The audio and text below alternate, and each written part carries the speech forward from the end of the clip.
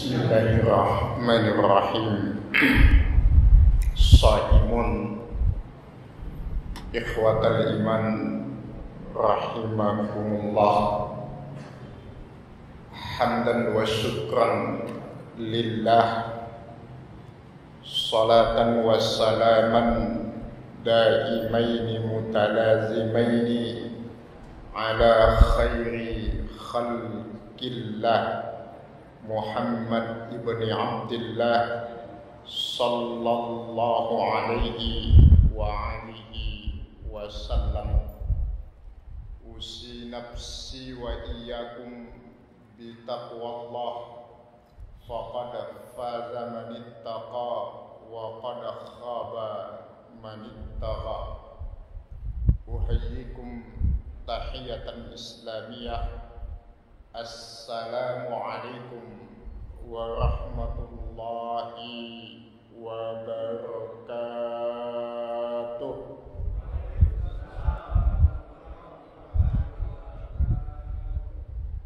Ada satu ungkapan menarik dari seorang ulama besar, seorang ahli hadis yang lahir di Kufa, Mekah, yang sempat berguru tentang hadis ke-80 tabi'in.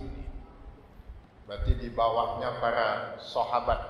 Jadi kalau dikategorikan beliau ini menjadi tabi'inat tabi'in. Beliau bernama Sufyan bin Uyainah. Sufyan bin Uyainah. Lahir di Kufa, Arab Saudi. Sekarang disebut dengan Arab Saudi. Apa yang menarik beliau katakan? Beliau mengatakan iza kanatil ma'siyatu fi syahwatin farajalahu taubah, wa in kanatil ma'siyatu fi kibrin fakhishin fala'natullah alaih.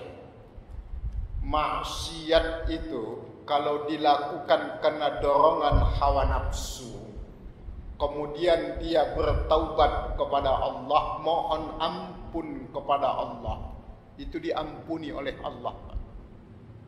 Contohnya Nabi Adam melanggar larangan Allah, itu kan akibat dorongan hawa nafsu plus godaan iblis, kan begitu.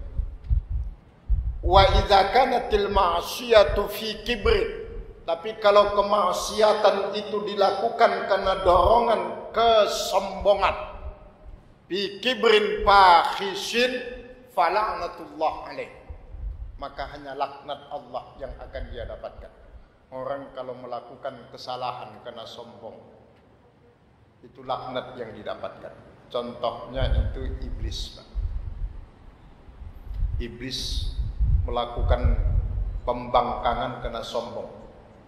Diperintahkan sujud kepada Adam, jawabannya ana khairum minhu, saya kan lebih baik daripada Adam, kata iblis.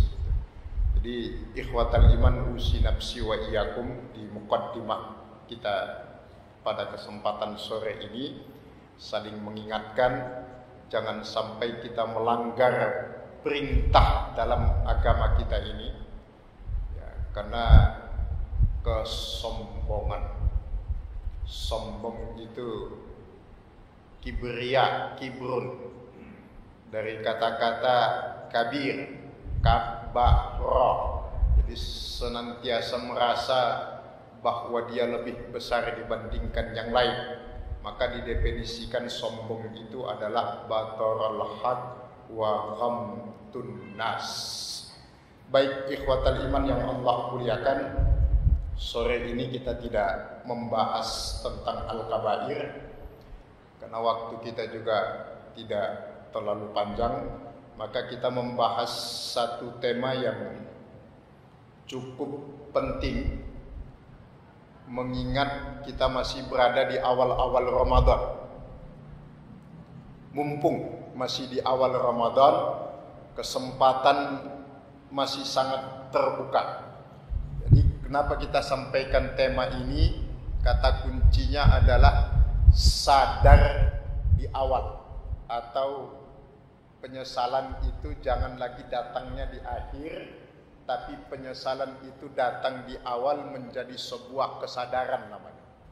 Makanya kita angkat tema ini. Temanya adalah 5 tanda-tanda kegagalan Ramadan seseorang.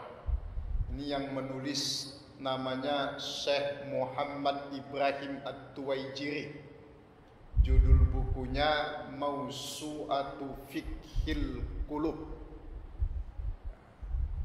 Kalau untuk mau lihat, ini bukan promosi, tapi kalau mau lihat di YouTube itu biasanya pembahasannya ada di YouTube-nya Radio Roja. Jadi Syekh Muhammad Ibrahim At-Tuwaijiri menulis satu buku tentang Mawsu'atu Fiqhil Qulub. Ada satu subtema yang beliau bahas tentang 5 tanda kegagalan Ramadan seseorang. Baik, mudah-mudahan cukup waktu kita sampai 17.40 sebelum azan maghrib berkumandang, tuntas pembahasan kita ini. Yang pertama, tanda kegagalan Ramadan seseorang itu kata beliau adalah al-qaswatu fil qulub. Al-qaswatu fil qulub adalah hati yang mengeras. Ada hati yang terkunci, ada hati yang tertutup, ada hati yang sakit, ada hati yang mati. Ini hati yang mengeras bahkan kerasnya melebihi batu. Dalam Al-Quran Allah tegaskan asyaddu minal hijarah, lebih keras daripada batu, mengeras. Apa yang dimaksud dengan al-qaswatu fil qulub? Orang yang sulit ditembus oleh nasihat. Jadi orang yang sulit diingatkan, sulit ditembus nasihat, sehingga cenderung istihza biddin. Istihza biddin itu melecehkan agama. Dalam Al-Quran Allah menegaskan yattakhizuna dinahum la'iban wa huzwa, menjadikan agama itu sebagai bahan candaan dan olok-olokan. Contohnya begini, biar lebih mudah kita memahaminya kita semua. Orang sekarang kan banyak yang kalau menyangkut urusan akhirat itu menganggap remeh, Pak, nggak ngaji, besok masih ada. Nggak sholat, besok masih ada. Nggak puasa, wah tahun depan masih ada Ramadan. Enteng amat jawab. Seakan-akan yakin amat dia tahun depan masih hidup. Yakin amat. Ini kan bentuk istihza namanya. Ini melecehkan namanya. Maka ikhwatal iman yang Allah muliakan, mohon izin saling mengingatkan kepada kita semuanya. Kalau udah menyangkut urusan agama, jangan komen yang macam-macam. Ya, Bapak nggak ngaji, nggak malas. Terus terang aja, nggak usah dibumbui dengan alasan-alasan gimana gitu. Kok nggak ngaji Pak? Gimana ya? Aduh, ustadznya kok iya kok. Intinya mah malas gitu aja udah selesai. Jadi clear urusan. Jadi nggak usah dibuat-buat gimana gitu.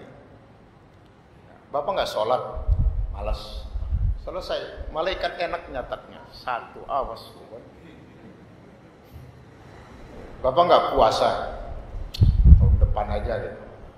Awas. Itu biar jelas. Jadi posisi kita jelas.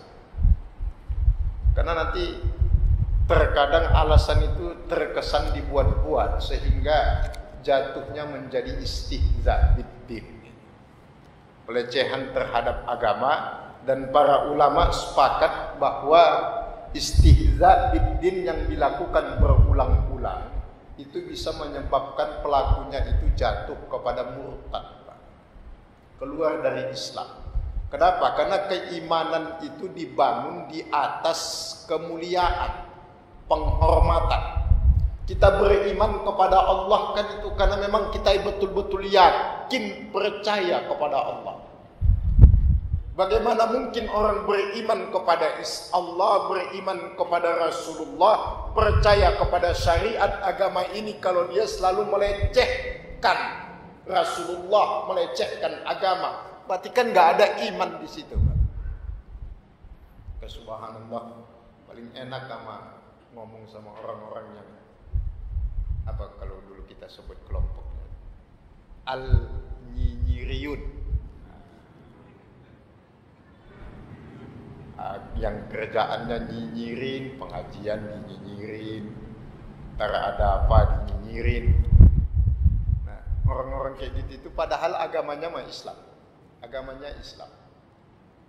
Tapi selalu saja sinis sama umat Islam, sinis sama Islam.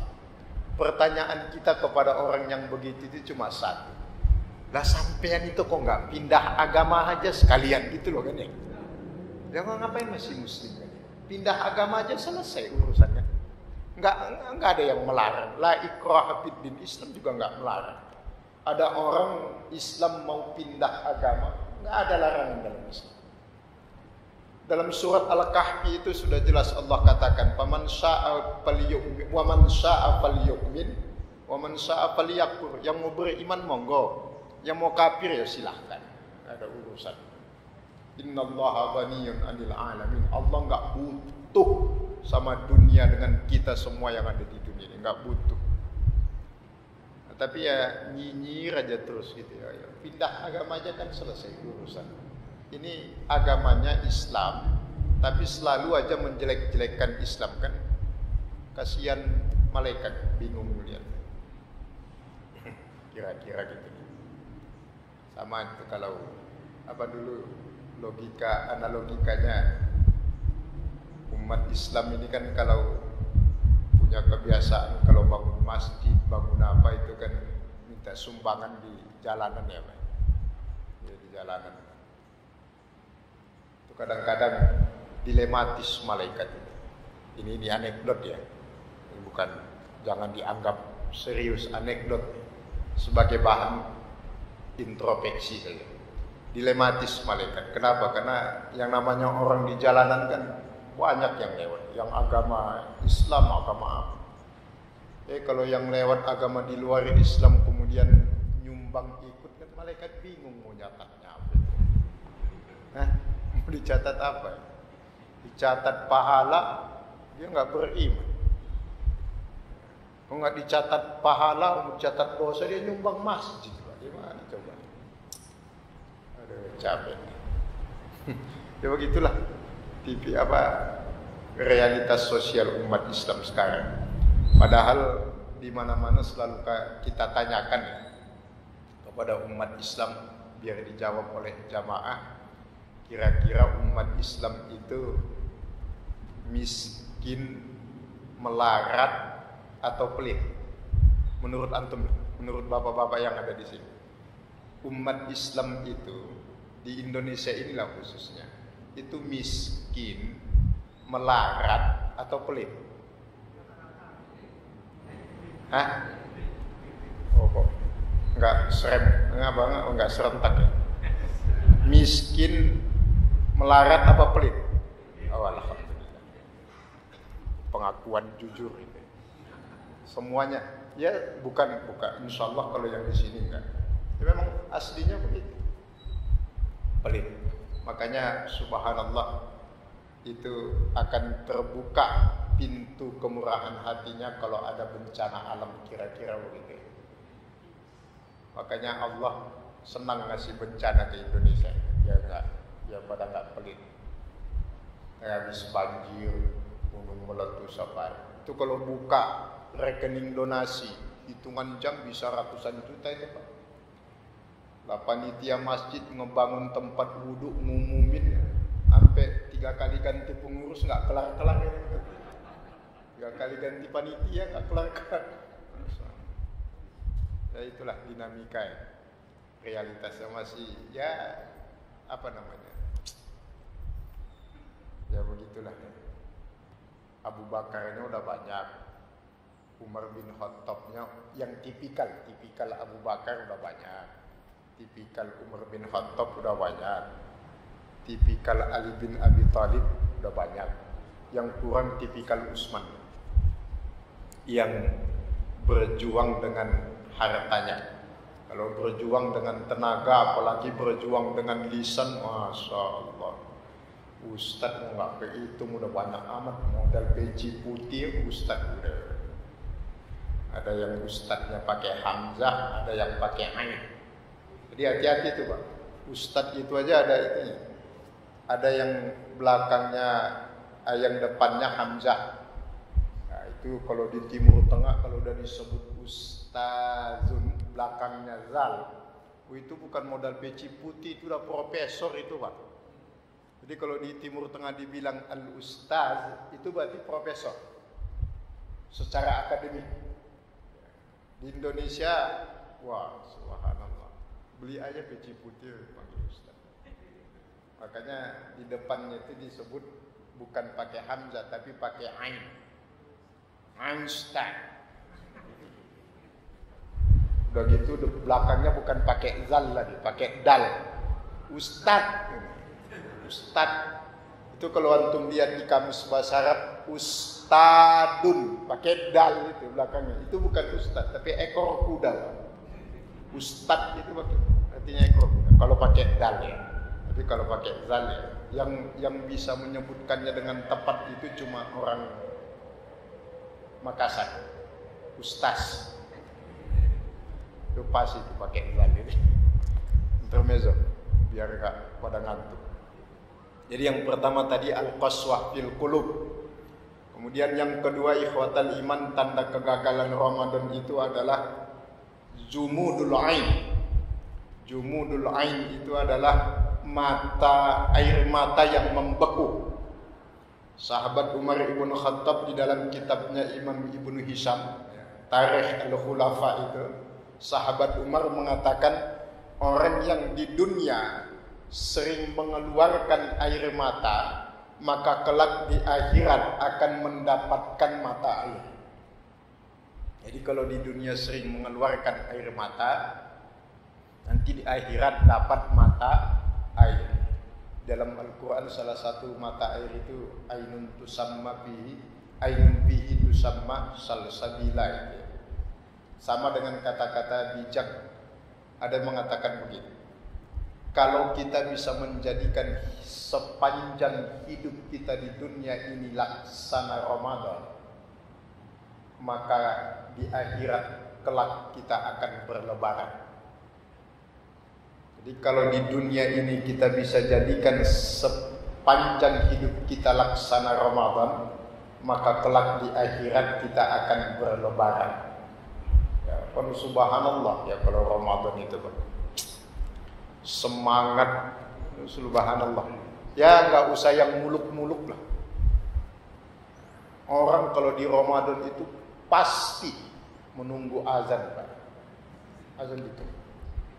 Nggak ada di luar Ramadan azan itu ditunggu. Bahkan kebanyakan ngomel-ngomel kalau azan. Allahu Akbar, Allahu Akbar. Perasaan baru aja maghrib udah isya. Ngomel-ngomel. Bagus suaranya yang azan, salah juga di telinganya. Memang nggak nunggu, nggak mengharapkan. Kalau bahasa gaulnya azan yang tak diharapkan. Tapi kalau Ramadan, ya Allah, azan zuhur kok rasa-rasanya kayak azan maghrib gitu. Sampai bilang ya Allah mirip amat ya. Memang mirip azan maghrib sama azan zuhur, nggak ada bedanya. Itu tanda yang pertama, girah beragama itu yang paling mudah. Belum lagi ngelihat jam yang di tangan, di dinding, di handphone, dikit-dikit jam. Sangat menghargai waktu. Disiplinnya tinggi, semangat beragamanya luar biasa. Khatam Quran berkali-kali bisa di bulan suci Ramadan. Tapi di luar Ramadan belum tentu. Hebatnya Ramadan. Makanya tadi ada kata-kata itu, seandainya kita bisa menjadikan sepanjang hidup kita laksana Ramadan, maka pasti di akhirat kelak kita lebaran. Lebaran itu kan gegap gempitanya luar biasa. Jadi yang kedua, zumudul ain. Jangan sampai air mata kita sulit tumpah untuk urusan akhirat, tapi dengan mudahnya tumpah kalau urusan dunia. Harusnya Ramadan ini menjadikan kita menjadi hamba-hamba yang mudah meneteskan air mata untuk urusan akhirat. Iza zukirallah wajilat qulubuhum, bergetar hatinya. Karena rasa lapar itu semakin membuat kita dekat dengan Allah. Maka ulama-ulama salafus saleh dulu itu kalau kita baca biografinya itu selalu dijuluki shaimul nahar wa qaimul lail. Orang yang berpuasa di siang harinya dan terjaga di malam harinya. Maka ada satu syair yang dibuat oleh Ibnu Atiyah. Beliau mengatakan, man talabal ula sahiran layah. Siapapun yang ingin mencari kemuliaan, maka jangan banyak-banyak tidur di malam hari. Bahkan nanti di akhirat ada panggilan khusus kepada mereka yang terjaga di sepertiga malam, bermunajat, beribadah kepada Allah. Di akhirat Allah panggil khusus, ainal ladzi tatajafa junubuhum anil madaji. Mana mereka hamba-hambaku, kata Allah, yang lambungnya jauh dari tempat tidurnya. Panggilan khusus. Makanya subhanallah, Ramadan ini momentum terbaik untuk menghidupkan malam-malam terbaik, dan mudah-mudahan kita ditakdirkan Allah mendapat malam kemuliaan, malam Lailatul Qadar insyaallah. Ada yang protes, terus tidurnya kapan Ustaz? Udah kebanyakan, udah 60 tahun tidur terus, 50, 40 tidur terus kita. Udahlah, cukuplah segitu tidurnya. Sekarang saatnya konsep mu'aqabah. Mu'aqabah itu melipat gandakan ketaatan karena kebanyakan lalai di masa-masa lampau. Ya Allah, ini mata sudah kebanyakan dibuat untuk hal-hal yang tidak bermanfaat. Sekarang ya Allah, hamba mohon bantu hamba, bimbing hamba. Mata ini harus benar-benar menghasilkan banyak keberkahan dan pahala dari Dia. Makanya dipakai buat ibadah. Ngantuk lawan lagi, insya Allah gak bakal mati. Karena belum ada ceritanya orang mati karena kebanyakan ibadah. Oh si almarhum meninggal, kenapa? Kebanyakan sholat, enggak ada. Tapi kalau kebanyakan makan, kebanyakan tidur, ada. Ada orang mati kebanyakan makan, ada. Kebanyakan tidur juga ada. Maka ikhwatal iman usinapsi wa iyakum, melatih kita untuk mudah menangis di malam-malam bulan suci Ramadan ini yang penuh dengan kesahduan dan keheningan, walaupun terkadang terganggu dengan hiruk pikuknya yang membangunkan sahur. Subhanallah, sepanjang jalan kalau saya berangkat kuliah subuh, orang bangunin sahur.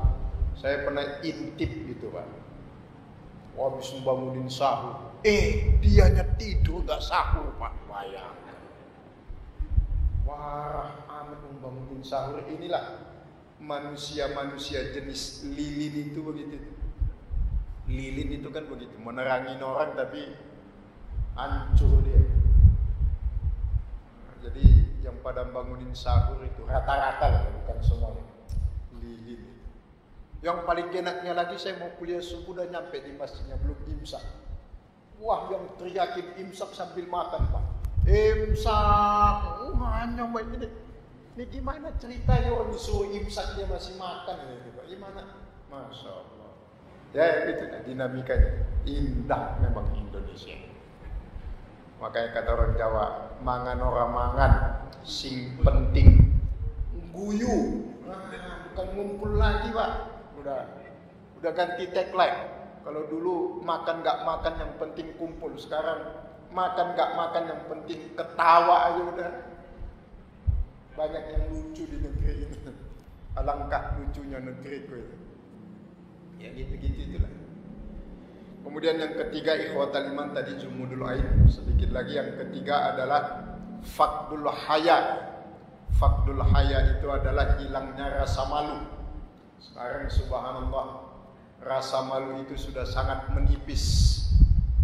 Apalagi kita lihat di pagi, di siang, orang udah nggak peduli lagi sama yang puasa. Karena tagline-nya udah berubah. Bukan hormati orang yang puasa, tapi hormati orang yang tidak puasa. Makanya sekarang itu ya nekat-nekatan aja Pak. Keras-kerasan. Antum buktikan. Kuat-kuatan. Saya buktikan Pak, saya tes. Kemarin saya mau ngisi kajian zuhur di Sleepy, Telkom Jakarta Barat. Ngelewatin warung kok rame amat Pak. Kayak warteg. Enggak pakai tutup makan seenaknya di sini. Wah, dongkol juga Pak. Jiwa premannya keluar juga, jiwa medannya. Sengaja saya stop berhenti depannya. Saya bilang sama ibu warungnya, Bu, numpang neduh yang panas. Mau makan Mas? Enggak. Terus numpang neduh aja. Saya ambil Quran, saya baca Quran, Pak. Mereka makan, merokok, ngopi, saya baca Quran. Saya kencengin, serius. Ibunya, wah satu persatu pergi Pak. Oh ternyata setan benar yang ngumpul tadi. Wong baca Quran pergi ternyata. Baca Quran, bodoh amat mereka mau apa? Ayo mau berantem aja sekalian kan gitu. Mau nekat, udahlah setan aja udah terus terang aja sekarang, makanya udah main terus terang aja udah. Yang maksiat aja nggak pada takut Pak, nggak pada punya malu dah. Yang pakai rok pendek, wah malah senang. Lah kita yang nutup aurat, jalankan syariat, kadang-kadang Pak yang merasa malu, kok kan aneh. Makanya masyarakat kita itu disebut dengan masyarakat yang sedang sakit. Masyarakat yang sedang sakit. Laki-laki pakai celana cingkrang ribut aja dari Aceh sampai Papua.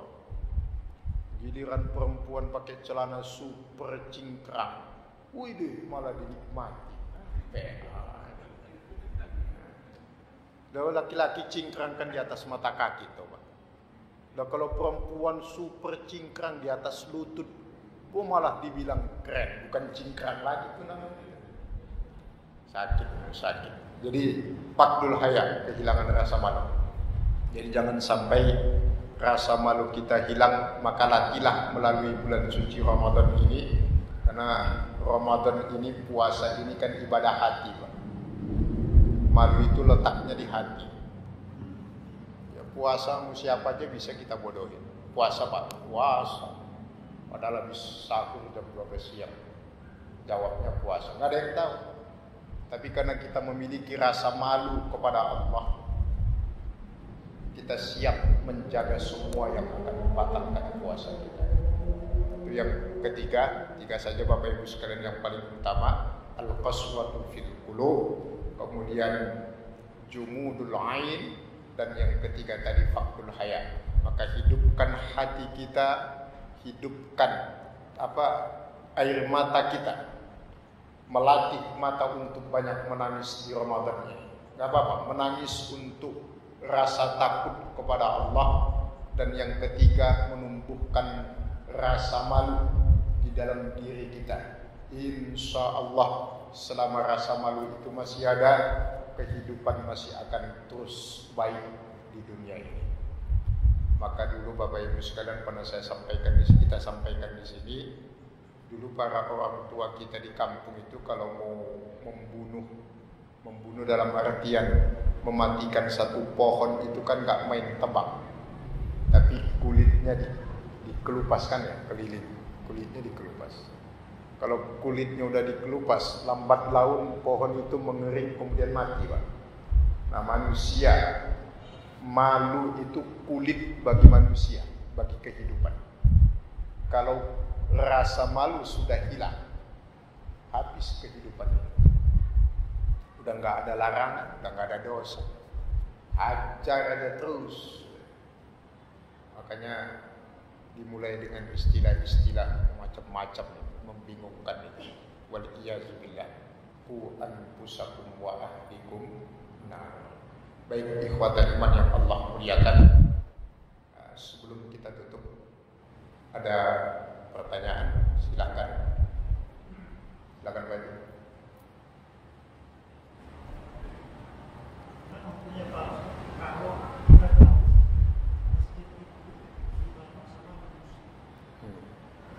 Baik, ikhwatal iman yang Allah muliakan, dalam Al-Quran kan sudah tegas Allah mengatakan innama ya'muru masajidallah man amana billahi.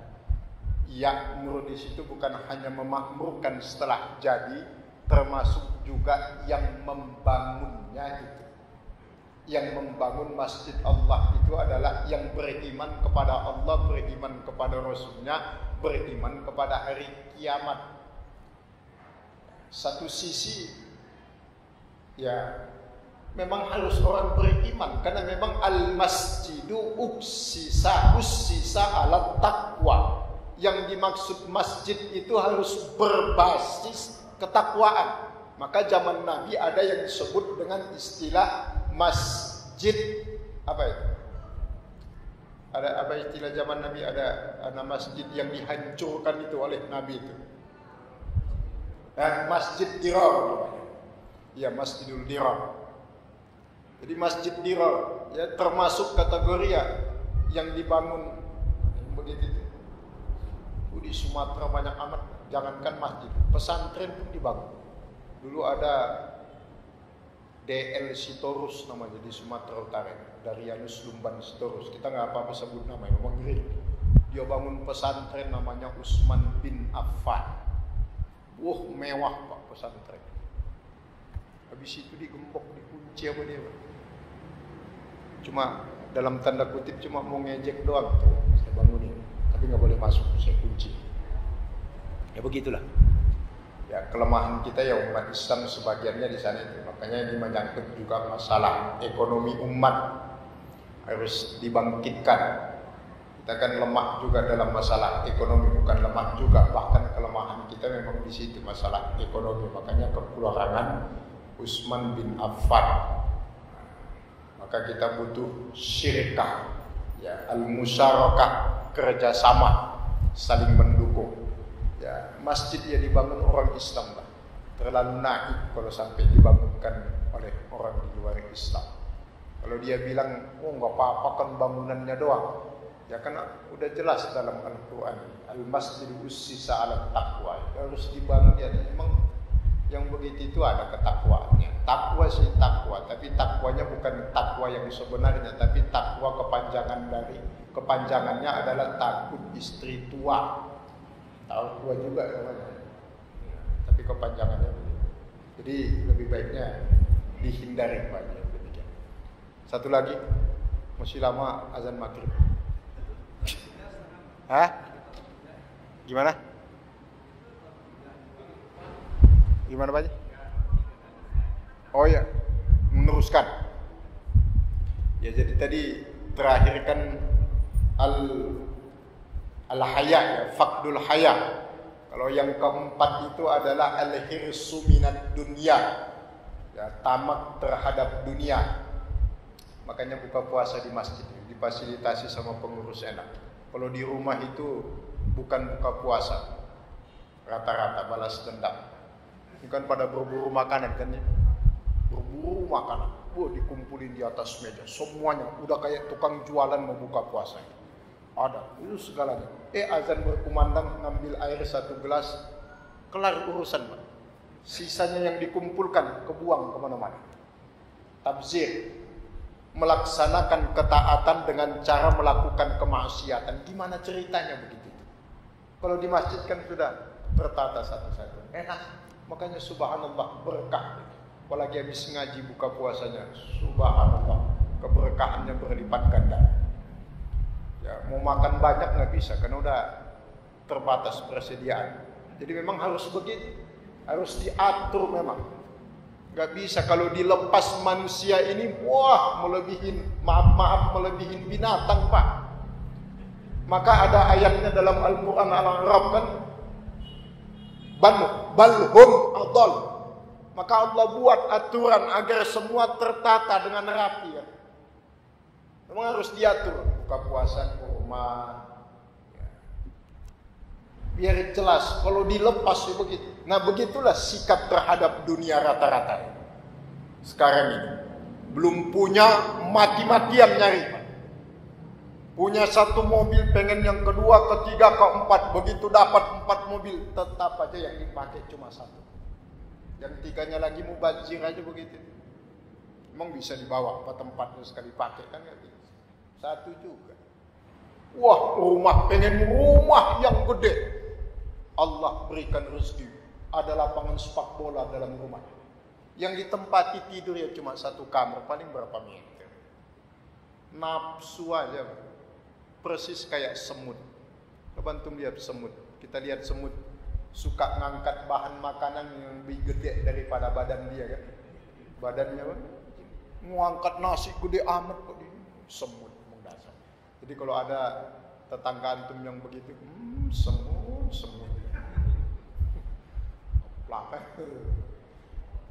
Dan yang terakhir ya tulul amal, panjang angan-angan.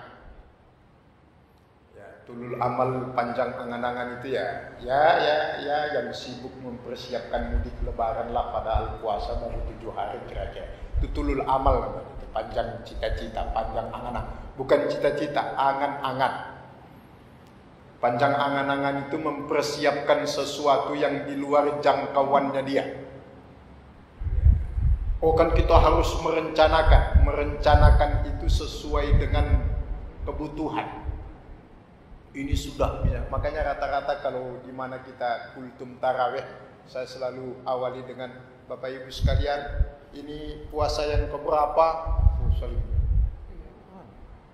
Lebaran yang keberapa? Hamin berapa ini? Hamin sekian. Kejawab Pak, Hamin itu kejawab. Puasanya nggak hafal, lebarannya hafal Pak.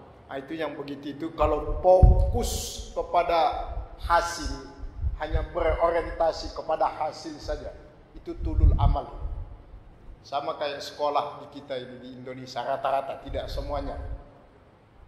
Yang penting naik kelas, ilmunya nggak naik urusan belakangan. Pokoknya naik kelas. Sampai ada anekdot di masyarakat kita, al ilmu nurun wa bayaran naik. Ilmu nurun, bayaran naik, makin mahal. Jadi tulul amal, jangan terlalu banyak panjang angan-angan. Ini saja Bapak Ibu sekalian yang Allah muliakan. Semoga semua kita yang hadir pada kesempatan kajian di sore menjelang iftar ini Allah catatkan sebagai amal soleh yang akan Allah ganjar dengan keberkahan hidup dunia dan akhirat. Semoga dosa kita, dosa kedua orang tua kita, dosa anak istri kita diampuni dan dimaafkan oleh Allah. Banyak-banyaklah bermohon ampun di waktu sahur dan menjelang buka puasa. Semoga Allah mencurahkan rahmat dan ampunannya kepada kita semuanya. Allahumma amin ya rabbal alamin. Hadanallahu wa iyyakum ajmain. Kita tutup dengan kafaratul majlis. Subhanakallahumma wa bihamdika asyhadu an la ilaha illa anta astaghfiruka wa atubu ilaik. Wal afu minkum. Assalamu alaikum warahmatullahi wabarakatuh.